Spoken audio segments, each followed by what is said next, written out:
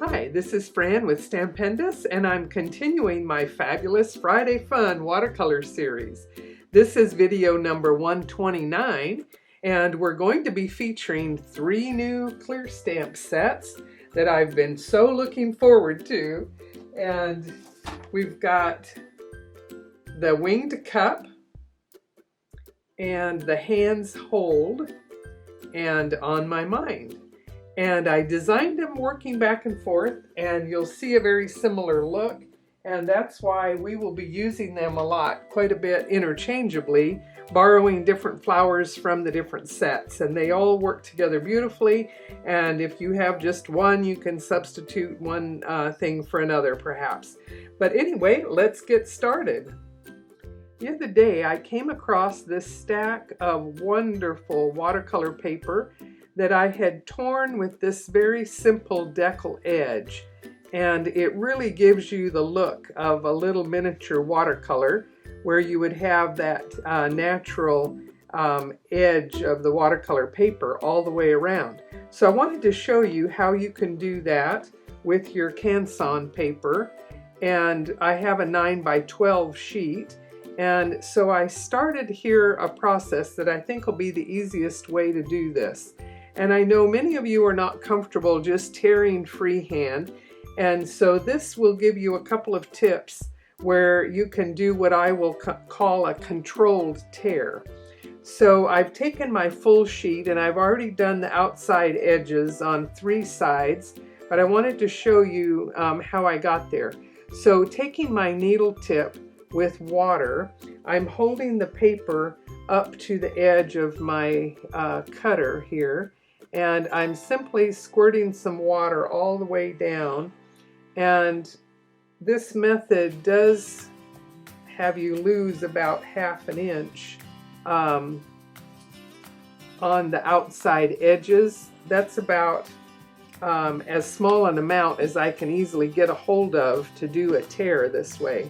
So I will, starting it at the top is sometimes the trickiest, but once you get going, I'm holding my ruler in place to pull against it, and that's ensuring that it won't tear inside that ruled edge. And the bit of water just helps soften the heavier weight of this paper so that I can tear all the way down.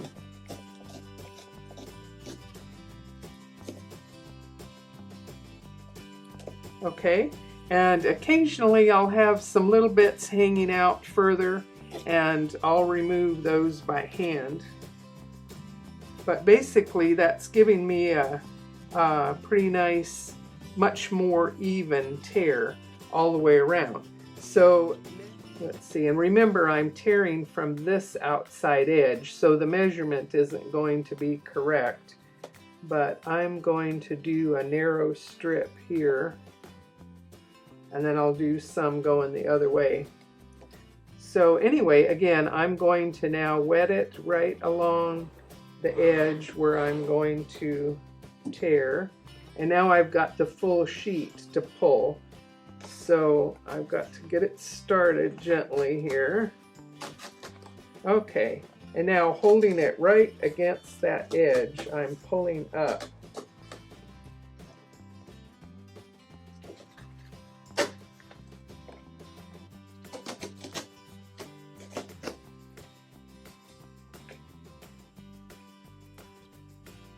Okay, and it says 3, but this looks like 3/4 more, so that would be 3 3/4.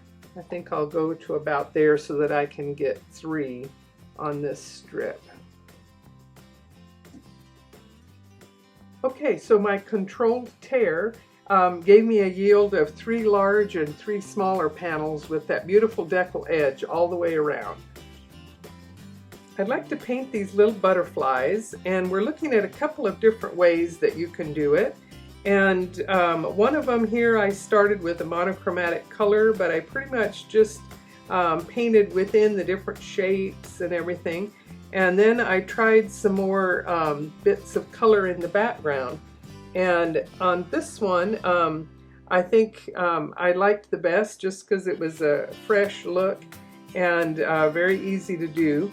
And I was doing some other painting, and I did some splattering. I painted some hydrangeas and it splattered onto my butterflies. So I thought this is as good a time as any to show you if that happens to you, what you might do. So I'm taking a clean brush and getting it just a little bit damp, and I'm going to see if I can lift away some of those little bits of unwanted splashing.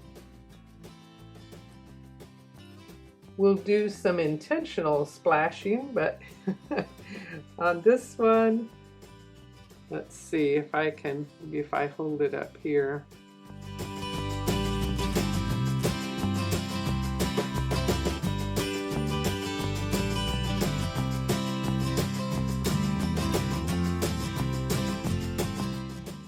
Okay, and then I'm blotting it, which is lifting a little bit more. So anyway, you can try that. And if that doesn't work, you can let it dry and decide to intentionally do some more splattering to camouflage it. So there you go, options. Okay, so I've got a couple of panels here that basically are about 3 by 4. This one, we did a controlled torn edge, holding it up next to the ruler, and they'll each give us an interesting look. I'd stamped each of these designs one at a time, but here I've put a whole cluster of them onto the one block, and we'll stamp them with our VersaFine. Make sure it's completely inked and nice and clean. And I'm just kind of creating a diagonal sort of look here.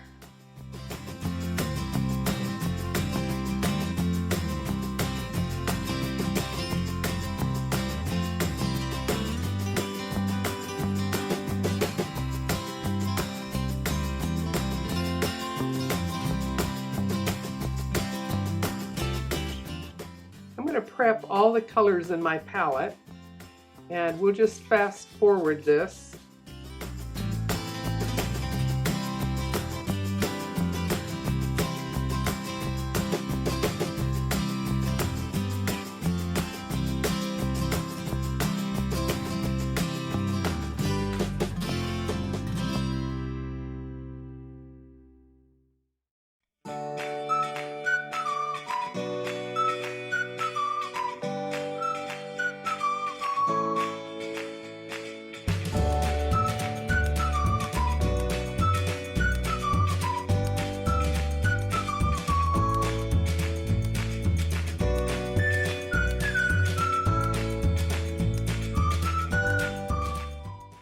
Okay, this one is pretty much a monochromatic color using rose and just using different tints of it. And make sure my brush is clean. Okay, so with some clean well water, we want to do a light rose wash first. So that looks quite nice.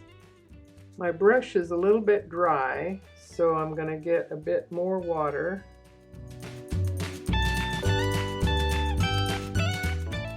And I'm going to spritz my paper.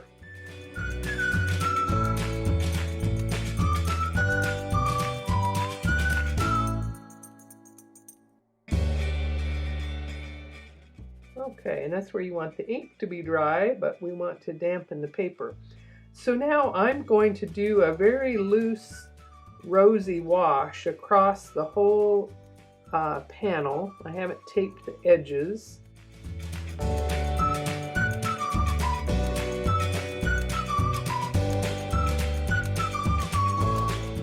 And I'm just making it interesting with some different bits of light and dark. And you know I'm going to do more on the butterflies to make sure I've got some pinks on the butterfly, plus interesting in the background. And then if you get some hard or irregular lines that you don't like, just do some more almost little dot effects here. And my paper is curling a little bit, but it should be, I'm going to blot it on the edges here. Okay. Since I want this a particular look, I want this first pinks to dry. So since I have my heat tool here, I'm going to just quickly dry it.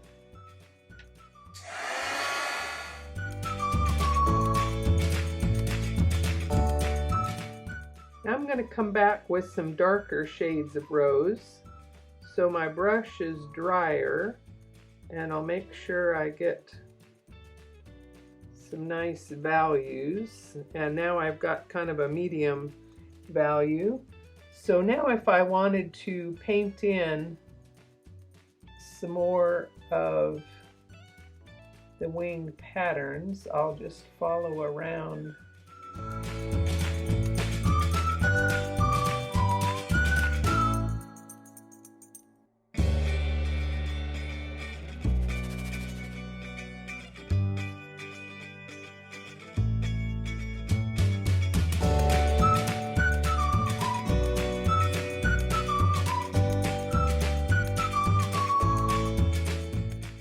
Now let's do one in more of the magenta colors, and we'll do a little bit different variation.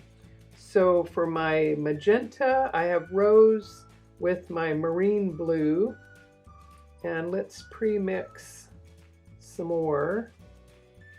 That makes a beautiful color.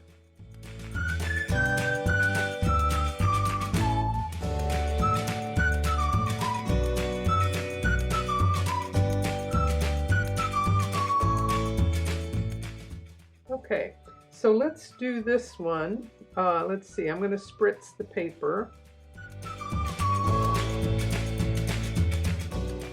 And then we'll do another technique here where I'm going to do some blotting. And that gives me kind of an interesting texture here and there. And then let's do some more painting while it's still wet, and we'll see the color will flow together a little bit more. We'll have a looser sort of a look here. My brush is really wet.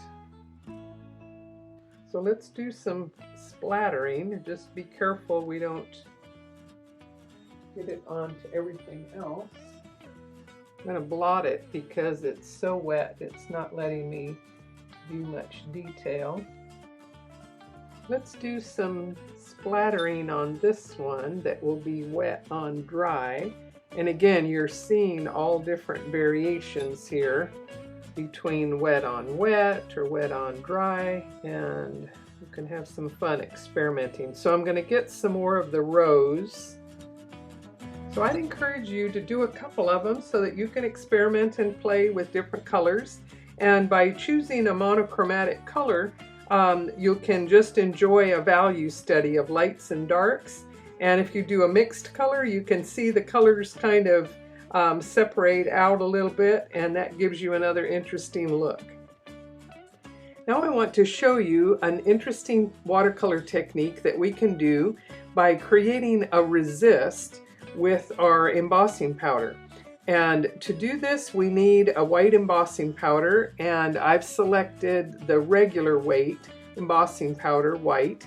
I've got a Versamark ink pad, which is a slow drying ink. I've got a little clip to hang on to things.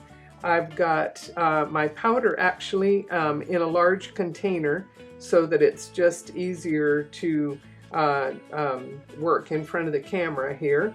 And I've got my heat tool. So I will describe what I'm doing since it's kind of hard to see some of it here. I'm going to stamp a couple of butterflies, and rather than do them one by one, if you can see here, I've positioned several of the butterflies and this other little swirl pattern all onto one block. And this does make it easier and quicker to emboss the whole grouping of them together. And my Versamark ink, this ink pad is referred to as a watermark ink.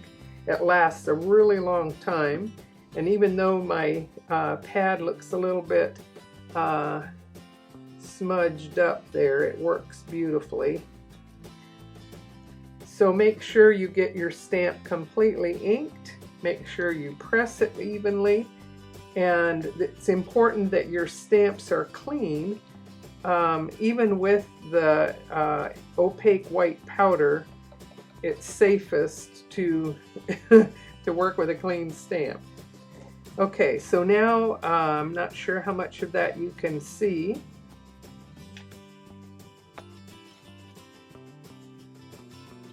But now I'll heat it with my heat tool until each of the areas turns shiny and gives me the raised embossed impression.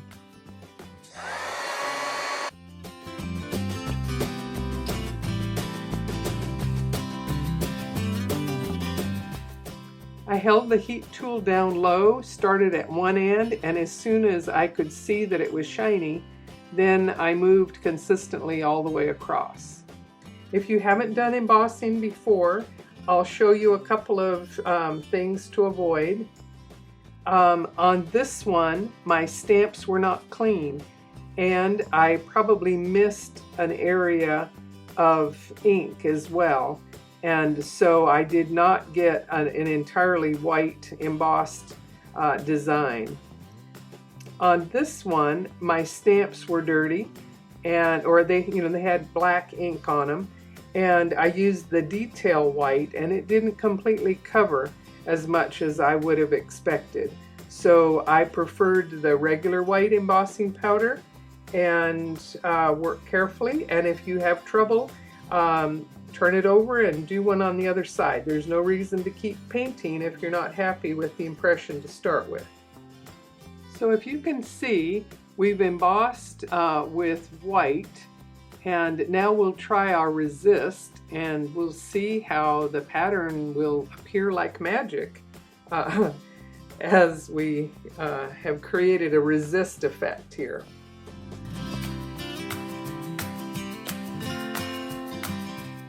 I'm going to start with some yellows, and I'm going to place some of the yellow in air. Since it's a lighter color, I will intentionally do some richer colors over the areas of the butterfly, and we're just going to do some washes and kind of let the different colors mix in together.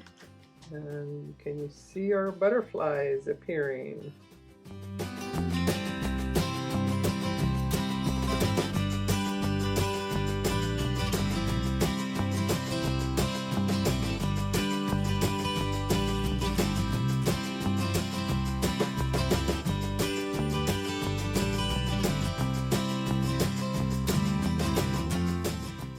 Go a little bit darker up here to make sure that butterfly is visible.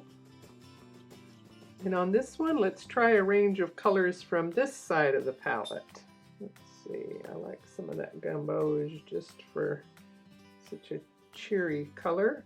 And then we'll move right into the scarlet and the rose, some magentas, maybe some magenta there on the butterfly. And let's put our scarlet and rose together for more of a corally look.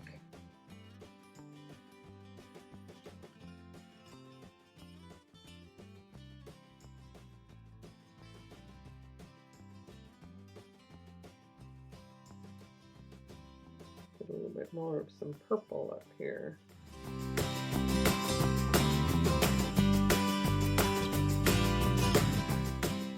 And here we're enjoying a wet on wet approach, and the embossed lines are raised, so that does kind of keep the color in compartments a little bit, but it's just really fun and interesting to see how the colors will all mix together. And this one did some very fun as it dries, just the different colors. And so let's go back and add a little bit more detail now to this one. It's much drier now. You could just stop right there, or you can play into the pattern a little bit more, and we'll add a little bit more.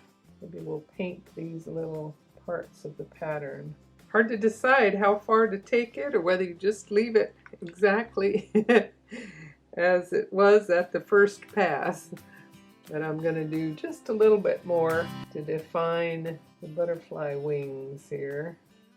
I think that was quite fun to do that resist that way with the white embossing powder. So try your hand at that and have some fun with it.